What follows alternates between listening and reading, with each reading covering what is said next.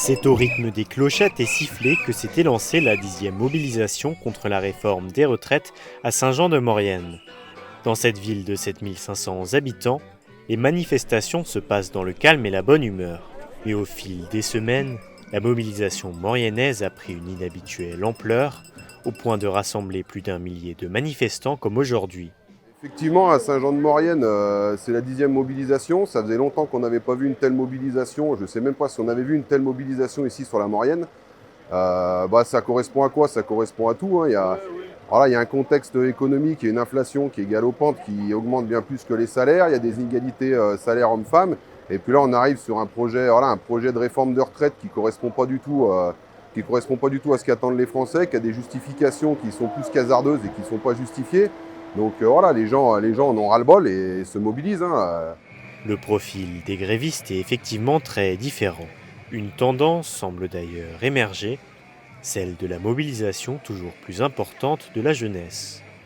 La retraite, ça nous concernera nous aussi, même si on ne commence pas à travailler, c'est pour éviter qu'on travaille trop longtemps, surtout si on a des métiers pénibles, etc. Et donc du coup, je trouve que c'est important de montrer, et puis la jeunesse quand même, l'avenir c'est nous, donc c'est important de prendre conscience de ce qui va être plus tard et d'essayer de faire changer, s'il y a des choses à changer dès maintenant. Des étudiants retraités, ils sont en tout cas tous réunis pour exiger, comme depuis le début, le retrait de cette réforme. Utiliser le 49.3 pour la réforme des retraites, c'est juste inadmissible. Moi, personnellement, les 64 ans, c'est de la poudre aux yeux. Je suis passée de 62 à 67 ans pour le départ en retraite. Donc non, je ne veux pas mourir au travail et je veux que mon fils puisse profiter aussi de sa retraite. 64 ans, c'est vraiment très injuste pour les gens qui ont des métiers physiques.